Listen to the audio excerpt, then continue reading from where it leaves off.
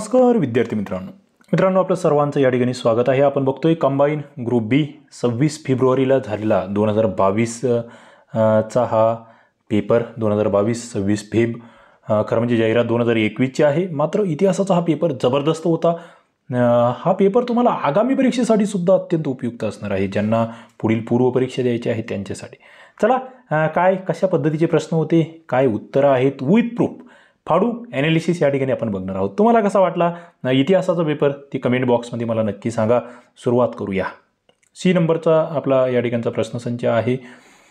बघा या ठिकाणी इतिहासाचा हा पेपर आहे। आपण खरं म्हणजे हा प्रश्न हे करूया, इतिहासापासून सुरुवात करूया आपण। बघा 56 नंबरचा प्रश्न आहे, योग्य जोड्या लावा। बाळशास्त्री जांभेकर, गोपाळ हरी देशमुख, महात्मा ज्योतिबा फुले, महर्षी धोंडो केशव कर्वे। प्रश्न दिसायला सोपा वाटत होता। पुढे दिलं होतं विधवा गृह, स्त्री शिक्षणाचे पहिले पुरस्कर्ते, पुनर्विवाह उत्तेजक मंडळी, अनाथ बालकाश्रम। इथे बालिकाश्रम वाचलं गेलं माझ्याकडून चुकून। आता हा प्रश्न आहे ना दिसायला सोपा आहे, काही जण खूप एकदम जोरात त्या ठिकाणी टिक करून आलेले असणार आहे। मात्र हा प्रश्न जबरदस्त आहे। हा प्रश्न वाटतो तेवढा सोपा नाही आहे, कन्फ्यूज करणारा आहे। खूप सारं साम्यदर्शक या ठिकाणचे ऑप्शन्स आहेत। मात्र मी जातो 1 नंबरच्या उत्तराकडे। बरेच जणांची या ठिकाणी उत्तर वेगवेगळे असणार आहेत। बघा मी बाळशास्त्री जांभेकर, पुनर्विवाह उत्तेजक मंडळी या ठिकाणी देतोय, गोपाळ हरी देशमुख, अनाथ बालकाश्रम, महात्मा ज्योतिबा फुले स्त्री शिक्षणाचे पहिले पुरस्कर्ते आणि महर्षी धोंडो केशव कर्वे विधवा गृहाची स्थापना। आता तुम्ही म्हणाल सर हे चुकतंय। बरेच जण असे कमेंट खाली करणार आहेत, कारण की बघा आम्ही काय वाचलेलं असतं, अनाथ बालिकाश्रम। आम्हाला अनाथ बालिकाश्रम या ठिकाणी वाटतं आणि ते अनाथ बालिकाश्रम सुरू केलं असतं महर्षी धोंडो केशव कर्वे, त्याच्यामुळे बरेच जण इथे तिसऱ्या ऑप्शन सोबत गेले असणार आहे। मात्र मित्रांनो माझ्यासाठी इथे मी प्रथम प्राधान्य कशाला दिलं माहिती आहे का, स्त्री शिक्षणाचे पहिले पुरस्कर्ते जे की महात्मा फुले यांनाच आपल्याला म्हणावं लागेल। त्याच्यानुसार मी इथे जातोय माझ्या उत्तराकडे। तुम्हाला काय वाटतं, हा प्रश्न रद्द होईल असं वाटतं का? कारण की थोडंसं त्या पद्धतीचा हा प्रश्न आहे। ओके, बघूया आपण पुढे जाऊया, पुढच्या प्रश्नाकडे जाऊया। 1932 साली भारतीय उद्योजकांनी पहिली विमान कंपनी सुरू केली, कोणती? Indian national airways, Tata airways, Imperial airways की इंडियन कॉन्टिनेंटल एअरवेज लिमिटेड। मित्रांनो या ठिकाणी जर बघितलं तुम्ही तर सरळ टाटा एअरवेज लिमिटेड ही ती कंपनी होती। महत्त्वाची कंपनी आहे, फक्त ब असं आपण म्हणू शकतो। आता इथे एकदा हे चेक करणं गरजेचं आहे की इंडियन नॅशनल एअरवेज नावाची कंपनी तेव्हा स्थापन झाली होती का? तर आपण या ठिकाणी प्रूफ बघितलेले आहेत, त्यानुसार मी 3ऱ्या नंबरच्या उत्तरावर जातोय। बघा टाटा एअरलाइन्स 1932 मध्ये JRD टाटा यांनी टाटा एअरलाइन्सची स्थापना केली आहे। The first Indian commercial carrier to transport mail and passenger within India. The company was based out of small hut with a palm attached roof at Juhu airstrip in Bombay. बघा with proof या ठिकाणी मी जातोय। The father of Indian aviation आपण JRD Tata यांना म्हणतोय। माझं उत्तर या ठिकाणी आहे। तुमच्या मनात काही असेल नक्की कमेंट बॉक्समध्ये नोंदवत चला, कारण की एखादा प्रश्न एखाद्याचं उत्तर माझ्याकडून चुकू शकतं, ते मी आधीच मान्य करतोय। बघा देशाची खरी उन्नती व्हायची असेल तर प्रथम उन्नत धर्माचा प्रसार झाला पाहिजे। जोपर्यंत धर्मजागृती होत नाही तोपर्यंत खरे यश मिळणार नाही, असे टिंबटिंब यांचे मत होते। 58 नंबरचा प्रश्न आहे मित्रांनो। इथे या प्रश्नाचं उत्तर, हा प्रश्न सोपा नाही आहे, हा एक अवघड स्वरूपाचा प्रश्न आहे, कारण प्रत्येक समाजसुधारकाची मतं लक्षात ठेवणं एवढं सोपं नसतं। मी या ठिकाणी जातो आहे डॉक्टर भांडारकर गोग यांच्याकडे, म्हणजे 4 नंबरचं उत्तर मी देतोय। मात्र इथे माझं उत्तर बदलू शकतं। तुमची मतं मला विथ प्रूफ पाठवायची आहे। तुम्हाला व्हॉट्सअप नंबरही मी देतोय 96 73 70 80 85 या व्हॉट्सअप नंबरवर हा नंबर तुमच्याकडे राहू द्या। याच्यावर तुमच्याकडे काही प्रूफ असेल तर नक्की सांगा। आपल्या टेलिग्राम चॅनल आहे MPSC स्पर्धा विश्व, त्याची लिंक खाली देतोय, तिथे विथ प्रूफ मी त्या ठिकाणी या बाबी आणखी टाकणार आहे। माझ्या मतानुसार मी उत्तर या ठिकाणी काढलंय। पुढे आपण जाऊया।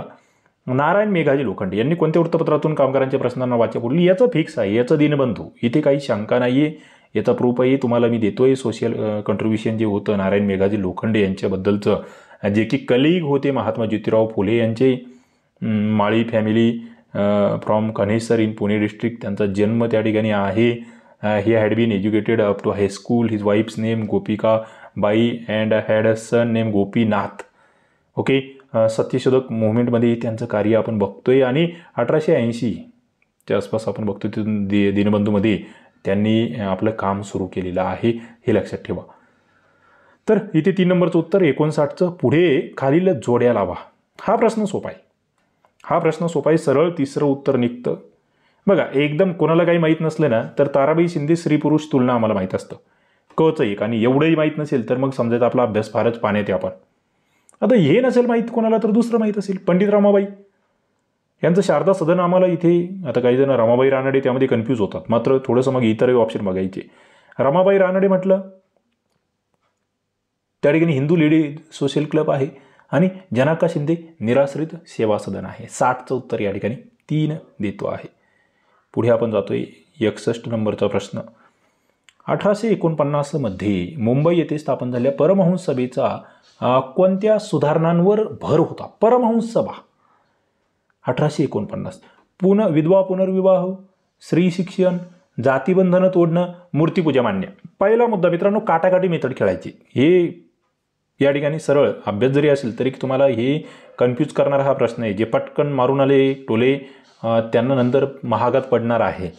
शांत चित्ताने पेपर सोडवा म्हणून मी तुम्हाला सांगितलं होतं आणि तो शांत चित्तानेच सोडवावा लागतो, आपला कितीही अभ्यास असला तरी. मग इथे पहिला मुद्दा तुम्हाला हे जनरल आहे. हा प्रश्न खरं म्हणजे याच्या आधी आलेला आहे, पण जनरल आहे की मूर्तिपूजा यांना मान्य नव्हती म्हणून ड नंबरचं चुकतं आहे. आणि ड जर चुकत असेल तर 4 नंबरचं इथे चुकतं आहे. आता राहिलं नेमकं जातीबंधनं तोडणं. हे तर यांचं होतंच बाबा, जातीपाती त्या ठिकाणी हे करायचे आहे. विधवा पुनर्विवाहसुद्धा यांचं होतं. स्त्री शिक्षणाबद्दलचा स्पष्ट उल्लेख त्या ठिकाणी आहे की नाही आपण बघू. पण अ आणि क या ठिकाणी होतं, पण अ आणि क असे उत्तरच नाही या ठिकाणी. अ आहे, क आहे. मग इथे आम्ही जातो क वर. मी या ठिकाणी 3 नंबरवर जातोय. यांनी अ क का दिला नाही ऑप्शन मला कळत नाही, पण मी या ठिकाणी क नंबरकडे जातोय. बघूया आपण. परमहंस सभा रामचंद्र बाळकृष्ण जयकर अध्यक्ष आहेत.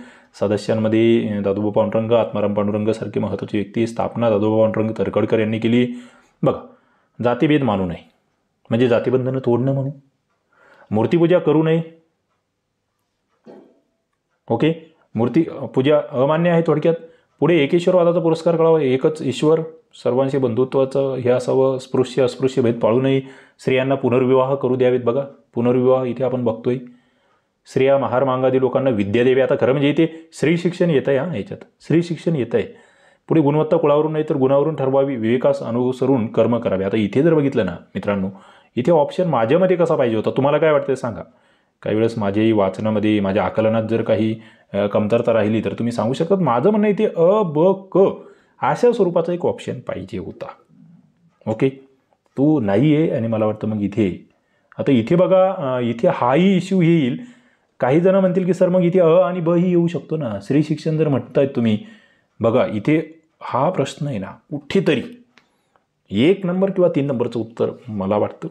मग या ठिकाणी ब आणि क ही येऊ शकतं ना, कारण स्त्री शिक्षण आणि जातीबंधनं तोडणे. म्हणजे आता मला इथे तुमच्या समोर लेक्चर घेताना एक क्लिक होतं या व्हिडिओ बनवताना. म्हणजे या ठिकाणी तुम्ही 1, 2, 3 नंबरचे उत्तर तुम्हाला बरोबर वाटतायत. मला वाटतं हा प्रश्न रद्द होऊ शकतो. तुमचं मत काय आहे कमेंट बॉक्समध्ये सांगा. आणखी प्रूफ असेल मला व्हॉट्सअपला पाठवा. आपण जातोय पुढच्या प्रश्नाकडे. बघा, भारतीय कामगार वर्गाचा उदय व कामगार चळवळ याविषयी योग्य जोड्या लावा. कामगार वर्ग आणि चळवळ 62 नंबरचा हा प्रश्न होता या सी संचामधला. बघा, नारायण मेघाजी लोखंडे, महात्मा गांधी, BP वाडिया, लाला लजपत राय. एक आपण क्रमिक पुस्तकात वाचलेलं असतं बघा. तुम्हाला जे आठवतं का तिथून सुरुवात करायची. लाला लजपत राय आम्ही वाचलेले असतात. आयटकचे पहिले अध्यक्ष. डचं 1 आणि डचं 1 आलं माझं तर इथे येऊनच गेलं बाबा. काय 66 नंबरचा या ठिकाणचा हा प्रश्न आपल्यासमोर आहे. किती नंबरचा आहे? सॉरी 62 नंबरचा प्रश्न आपल्यासमोर आहे. माझं ते पहिल्या याच्यावरूनच येऊन गेला. मग नारायण मेघाजी लोखंडे म्हटलं की आम्ही दीनबंधू वरती. बघा, एकाच प्रश्नपत्रिकेत 2 प्रश्न म्हणजे सेम आले तुम्हाला या ठिकाणी. तुम्हाला मी सांगितलं होतं की काही प्रश्नाची उत्तरं त्याच प्रश्नपत्रिकेत असतात. एखादं नाही कळालं ना सोडून द्यायचं सांगितलं होतं तुम्हाला मी पहिल्या टप्प्यामध्ये, कारण त्याचं उत्तर दुसरीकडे सापडतं. असं एखादा प्रश्न दरवर्षी आहे, प्रत्येक वेळा आहे. Mahatma Gandhi, Ahmedabad textile labour association, BP Wadia, या ठिकाणी मद्रास लेबर असोसिएशन आणि हे ऑल इंडिया. 1 नंबरचं उत्तर या ठिकाणी आहे. आता इथे काही जण इथे जर तुम्ही नेटवर शोधलं तर हे अहमदाबाद टेक्स्टाईल लेबर असोसिएशनमध्ये डायरेक्टली महात्मा गांधी यांनी स्थापना केली असं दिसत नाही, थोडंसं तिथे वेगळं नाव दिसतं, पण तरीही ती बरोबर येईल. BP वाडिया या ठिकाणी बघा तुमच्या बोमनजी पिस्टनजी वाडिया असं आपण त्यांना म्हणतो आहे, त्यांचं कार्य या ठिकाणी तुम्हाला दिसतंय. अनुसुया साराभाई यांनी या ठिकाणी ही अहमदाबाद टेक्स्टाईल लेबर असोसिएशनची स्थापना केली असं आपल्याला दिसते. मात्र मेंटॉर जे होते ते महात्मा गांधी होते असंही तुम्हाला पुढे लक्षात येत आहे. ओके, पुढे आपण जातोय. 63 नंबरचा प्रश्न, याचं उत्तर मला तरी YCMOU मध्ये सापडलं, इतरही पुस्तकामध्ये असेल. मुक्त विद्यापीठाचं पुस्तक माझ्याकडे होतं. वसाहतवादाचे भारतीयांच्या जीवनावर झालेले परिणाम कोणी मांडले? त्याची विधानं मांडलेली आहेत, पण कोणी काय मांडलं? हिंदुस्थानची लक्ष्मी दर्यापार जाऊ लागली, पहिलं विधान. आर्थिक निस्सारणामुळे जगातील सर्वात समृद्ध भारत देशास दरिद्री बनवले आहे. त्यानंतर भारताचे आर्थिक शोषण हे खंडणीसारखे आहे. पुढे हाती तलवार धरून आपल्या व्यापाराची व्यवस्था लावण्याची वेळ आली आहे. मित्रांनो, इथे तुम्हाला किमान 1 किंवा 2 तरी माहीत असलं पाहिजे. थोडंसं नवीन टाईप आहे हा प्रश्नाचा नवीन टाईप आहे. खाली अबकड दिले गेलं आहे, मग त्याच्यामध्ये कोणी काय म्हटलं ते दिले गेलं आहे. इंटरेस्टिंग प्रश्न आहे, महत्त्वाचा प्रश्न आहे. बघा, मला पहिलं इथे परफेक्टली मला माहिती आहे की हिंदुस्थानची हिंदुस्थानची लक्ष्मी म्हणजे पैसा थोडक्यात दर्यापार ते समुद्रापार जाऊ लागला असं कोण म्हणतंय? 63 नंबरचा प्रश्न आहे मित्रांनो. असं म्हणणारे या ठिकाणी जर बघितलं तुम्ही तर ते आहे गोपाळ हरी देशमुख. कोण? लोकहितवादी गोपाळ हरी देशमुख. 63 नंबरचा प्रश्न या ठिकाणी मी उत्तर इथे देतोय, गोपाळ हरी देशमुख. पुढे आर्थिक निस्सारण भारत दरिद्री त्या ठिकाणी बनतोय. रमेशचंद्र दत्त, आर्थिक शोषण हे खंडणीसारखे आहे. न्यायमूर्ती रानडे आणि हे हाती तलवार घेऊन व्यापाराची व्यवस्था लावण्याची वेळ आली आहे, सर जॉर्ज ऑक्झेंडन. मी 3 नंबरचं उत्तर या ठिकाणी देतोय. खरं म्हणजे खंडणी हे यांनी राजाराम मोहन रॉय यांनीही संबोधलेले आहे, लक्षात ठेवा. बघा क्रमिक पुस्तकं याच्यामध्ये मुक्त विद्यापीठात तुम्हाला सरळ वाक्य लोकहितवादी हिंदुस्थानची लक्ष्मी दर्यापार जाऊ लागली असं म्हणतायत. विविध इतरांनी सुद्धा म्हणजे या ठिकाणी हे एक तुम्ही बघतायत, एका लेखकाने वर्णन केलं होतं की इंग्लंडची भारतातील राजवट ही स्पंजासारखी. गंगा नदीत हा स्पंज बुडवला जात असे आणि थेम्स नदीत पिळून रिकामा केला जायचा. बरेच जण म्हणतील सर एवढं डीपमध्ये आम्हाला सांगू नका, उत्तर सांगा, मोकळे व्हा. मला पुढील प्री एक्झामसाठी सुद्धा काही जण हा व्हिडिओ बघणार आहेत, त्यांचा सुद्धा विचार करायचा आहे. ओके, त्याच्यामुळे नक्कीच आणि तुम्हाला मेन्सला सुद्धा हे कामाला येणार आहे. बघा आता इथे दरडोई उत्पन्नाबद्दल कोणी काय निष्कर्ष काढले होते? दादाभाई नौरोजी 1868 मध्ये निष्कर्ष मांडला आहे. 20 रुपये एवढं त्या ठिकाणी उत्पन्न सांगितलं होतं. Lord Curzon, William Digby, Findlay Shirras, वारियन जोशी यांचे काही या ठिकाणचे हे तुम्हाला दिसत आहेत. तर हे प्रूफ विथ प्रूफ. तुम्हाला कसा वाटतो हा व्हिडिओ? आवडतोय का? आवडत असेल तर लाईक करा, शेअर करा. भूगोलाचं लेक्चर ऑलरेडी टाकलं आहे मी, ते जाऊन बघा याच यूट्यूब चॅनलला. पुढे इतर जे आहे विज्ञान, करंट अफेअर्स, अर्थशास्त्र वगैरे इतर सगळे विषयांचे लेक्चरसुद्धा अपलोड होऊन जातील. त्यासाठी चॅनलला सबस्क्राईब करून ठेवा. आणि यस, तुम्हाला मेन्सची तयारी करायची असेल तर STI RCP ॲप्लिकेशन आहे, लिंक खाली डिस्क्रिप्शन बॉक्समध्ये आहे. पुढच्या प्रीची तयारी करायची असेल आपण नवीन टेस्ट सिरीज त्या ठिकाणी आणतोय, ती तुम्हाला तिथे जॉईन करता येईल आणि आपलं ॲप डाउनलोड करून घ्या. Mains, PSI mains, STI mains आणि ESO मेन्स सगळ्यांचे लेक्चर या ठिकाणी अपलोड करतो आहोत आपण डेली बेसवर. पुढे आपण जातोय. पुढचा प्रश्न, दादाभाई नौरोजींच्या मते टिंबटिंबचे निस्सारण होते, परंतु तेच जर भारतात गुंतवले असते तर मोठ्या प्रमाणात आर्थिक विकास पाहायला मिळाला असता. काय? कशाचं निस्सारण होते? हस्तउद्योग उत्पादन, भारतीय चलन, कापसाचे संपूर्ण उत्पादन, संभाव्य अधिशेष. बघा मित्रांनो, थोडासा प्रश्न हटके अवघड स्वरूपाचा प्रश्न आहे, पण मी उत्तर इथे हे देतोय. पोटेन्शियल सरप्लस ज्याला आपण म्हणतो आहोत, संभाव्य अधिशेष जो आहे ते या ठिकाणी आपण म्हणू शकतो. बघा, शोषणाविरुद्ध भारतीय प्रतिक्रिया ज्या होत्या, भारतातील आर्थिक राष्ट्रवादी विचाराची जी मांडणी आहे ना, ती सगळ्यात आधी केली होती दादाभाईंनी. पॉवर्टी ऑफ इंडिया हे त्यांचं निबंधाचं पुस्तक 1876ला प्रसिद्ध झालं. 1901 मध्ये poverty and un British rule in India हे पुस्तक प्रसिद्ध झालं. पुढे संपत्तीच्या निस्सारणाचा सिद्धांत त्यांनी मांडला. पुढे बंगालमध्ये राजाराम मोहन रॉय यांनी खंडणी या शब्दामध्ये आर्थिक शोषणाचं वर्णन केलं आहे. आणि मग महाराष्ट्रामध्ये आणि कोणी विचार मांडले आर्थिक शोषणासंदर्भात? रामकृष्ण विश्वनाथ, भाऊ महाजन, भास्कर पांडुरंग तरखडकर. भास्कर महाजन, तरखडकर महत्त्वाचे. एक हिंदू या टोपणनावाने ते लेखन करायचे. राज्यसभेला हा प्रश्न आला होता. गोपाळ हरी देशमुख, रामकृष्ण विश्वनाथ यांनी 1843 मध्ये काही बाबी येथे मांडलेल्या आहेत, बऱ्याच बाबी. पुढे लोकहितवादींनी प्रभाकरमधून श्वेतपत्र, लक्ष्मी ज्ञानसारखा ग्रंथ त्या ठिकाणी लिहिला आहे. हिंदुस्थानात दरिद्र येण्याची कारणे आणि त्यांचा परिहार व व्यापारविषयी विचार यासारखे ग्रंथ आपण बघतोय. या बाबी माहीत असाव्या. पुढे ब्रिटिश काळात शेतीच्या व्यापारीकरणामुळे पुढील कोणत्या पिकाच्या उत्पादनामध्ये वाढ झाली? हा प्रश्नही डोक्याचा भुगा करणारा होता असं माझं मत आहे. मी 10 वर्षाचा अनुभवी अभ्यास करतोय, सातत्याने करतोय, दररोज अभ्यास करतोय. ओके, हा नक्कीच थोडंसं लॉजिक बेसवर जाणारा हा प्रश्न होता. बघा आता मग तुम्हाला कोणत्या उत्पादनात वाढ झाली असं म्हटले, फक्त कोणती पिकं लावायला सांगितले ते नाही म्हटलं ब्रिटिशांनी. उत्पादनात वाढ झाली का, म्हणजे याला आकडेच माहीत असले पाहिजे तुम्हाला. आता चहा, गहू, ऊस, कापूस, ताग, नीळ, तंबाखू, आफू. आता इथे जर बघितलं फक्त व्यापारी पिकामध्ये थोडंसं आपण गहू नाही असं म्हणू शकतो, बरोबर. मग त्याच्या उत्पादनात वाढ झाली की नाही झाली हा एक विषय. आता बघा इथे तुम्हाला आहे ना थोडंसं आता इथे लॉजिकलीच उत्तर द्यावं लागेल. एकतर वरील सर्व बरोबर येऊ शकतं, किंवा हा गहू जो आहे, गहू म्हणजे खाद्यपिकावर तेवढं लक्ष दिलं गेलं नव्हतं, म्हणून मी या ठिकाणी बकड सोबत जाऊ शकतो. 3 किंवा 4 मला वाटतंय. तुमचं काय लॉजिक आहे? मी तर लॉजिकने जातोय, मला याचं कुठेही प्रूफ मी तरी शोधण्याच्या याच्यात पडलो नाही, पण लॉजिकने हा प्रश्न सोडवावा लागेल असं मला वाटतं. तुमचं काय लॉजिक आहे कमेंट बॉक्समध्ये सांगा. पुढे मी जातोय. पंडिता रमाबाईंना ब्रिटिश सरकारने कोणता किताब दिला होता? सरळ कैसरी हिंद. पंडित रमाबाईंचा हा तोंडपाठ असावा. पुढे आदिवासी शेतकऱ्यांच्या क्रांतीचा पहिला नायक कोण होता? बघा बाबा भांड हे तर लेखक आहे हो, आणि या लेखकांवरून मला वाटतं इथपर्यंत पोहोचा तुम्ही. तंट्या भिल. 4 नंबरचं उत्तर मी देतो आहे या ठिकाणी. बघा पहिलं आपण बघूया की पंडित रमाबाई यांना जे अवॉर्ड भेटत आहेत, पंडिता आणि सरस्वती या त्या ठिकाणच्या पदव्या त्यांना भेटलेल्या होत्या. त्याच्यानंतर त्यांचं जे संस्कृतमधलं स्किल आहे त्याच्यावरून कैसरी हिंद ही मेडल 1919मध्ये त्या ठिकाणी ब्रिटिश सरकारकडून भेटलेलं आहे. पुढे तंट्या भिल, त्यांना मामा असंही म्हटलं जायचं. ओके, महत्त्वाचं त्यांचं सगळ्या बाबी दिलेल्या आहेत त्या ठिकाणी. ब्रिटिशांचा, सावकारांचा, मालगुजारांचा कर्दनकाळ ते होते. मध्य प्रदेश, महाराष्ट्र सीमा भागामध्ये त्यांनी त्या ठिकाणचे ते लोकनायक होते. ओके, आणि इतर संस्थानिक वगैरे त्यांच्याबरोबर जुळवून घेण्याचा जे प्रयत्न करत होते. त्या काळामध्ये लोकविलक्षण नायक या ठिकाणी हा झुंजत होता.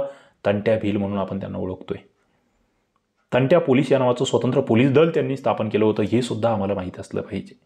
पुढे जातोय मी. नागरी उठावांची सुरुवात कोणत्या प्रदेशातून झाली? बघा हा प्रश्न सुरुवातीला थोडंसं इंग्लिशमध्ये वाचलं असं तुम्ही. The civil rebellion begin from which of following reasons, म्हणजे 1857च्या उठावाबद्दलचा हा प्रश्न आहे असं तुम्हाला या ठिकाणी लक्षात येणं गरजेचं होतं. मग याची म्हणजे कोणत्या प्रदेशातून सुरुवात झाली असं जर तुम्ही म्हणाल, बघा आपल्याला 2 तर पहिले कट होतात. काटाकाटी शिकून घ्या. हा दुसऱ्या टप्प्यात सोडवायचा प्रश्न आहे. हा पहिल्या टप्प्यात सोडवायलाच नको माझं म्हणणं आहे. तुम्हाला परफेक्ट माहीत आहे, परफेक्ट माहीत असेल काही विषय नाही. आता महाराष्ट्र कर्नाटकसुद्धा इथे पहिले 2 तर कटले. आता बरेच जण पंजाब, सिंध की बंगाल, बिहार. बघा इथे सरळ सरळ तुम्ही म्हणजे ज्याचा थोडा अभ्यास येते तर मला वाटतं बंगाल बिहारपर्यंत इथे सहजपणे जाऊ शकत होतात, कारण की बंगाल प्रांत आपल्याला माहिती आहे. आता तुम्ही म्हणाल की सर ते तर सुरुवात इथून झाली होती, ते कोणत्या छावणीमध्ये उठाव त्या ठिकाणी होतोय, मिरजच्या छावणीमध्ये, ते तर एकदम जवळ आहे, मग तिथे संबंध येतो का? तर त्या बाबीसुद्धा आहेत. मात्र सरळ ब्रॉड व्ह्यूने बघितलं तर बंगाल बिहार हे उत्तर आलं पाहिजे. आपल्याला या ठिकाणी दिसत आहेत काही बाबी. पुढे मी जातोय. बस मला वाटतं एवढे प्रश्न किती 68पर्यंतचे प्रश्न आपण या ठिकाणी बघितलेले आहेत. मित्रांनो, STIRCP ॲप्लिकेशन तुम्हाला हा व्हिडिओ आवडला असेल नक्की लाईक करा, शेअर करा, सबस्क्राईब करा, ॲप डाउनलोड करून ठेवा. आणि यस, आपण कट ऑफ किती लागेल हे आपल्याला बघायचं आहे, त्याचा अंदाज घ्यायचा आहे. म्हणून तुम्हाला जो काही स्कोर तुमचा येत असणार आहे, की आल्यानंतर जो स्कोर येईल तो मला खाली व्हॉट्सअप नंबर दिला आहे त्यावर व्हॉट्सअप करून टाका. नंतर आपण कट ऑफ संदर्भात चर्चा करणार आहोत निश्चितपणे. मात्र आता चांगला स्कोर येत असेल तुमचा, तुम्हाला वाटत असेल तर आपला मेन्सचा अभ्यास सुरू करून टाका. ज्यांना वाटतं कमी येतोय त्यांनी प्रीचा पुन्हा अभ्यास सुरू करून टाका. 1-2 दिवस रिलॅक्स मोड, नंतर अभ्यासाकडे वळा. चला थांबूया. धन्यवाद.